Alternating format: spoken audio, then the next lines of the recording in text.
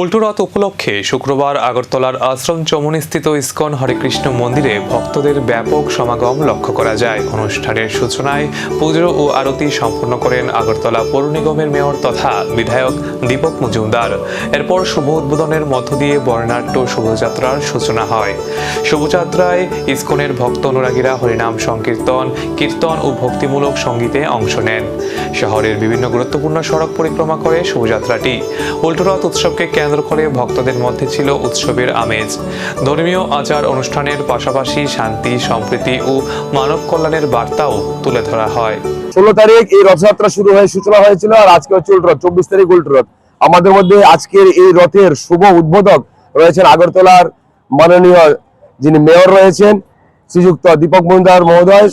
সঙ্গে আরো রয়েছেন আমাদের এই মন্ডল প্রেসিডেন্ট এই বড়মালীপুরের, তাছাড়া গেস্ট রয়েছে।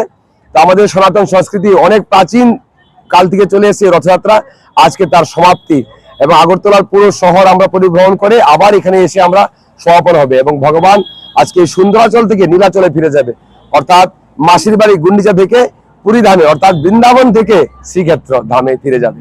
সবাইকে আমরা শুভেচ্ছা দিতে চাই। আমরা সনাতন সংস্কৃতির লোক, আমরা বিশ্ব শান্তি চাই। সবাইকে ধন্যবাদ। হরে কৃষ্ণ, জয় জগন্নাথ।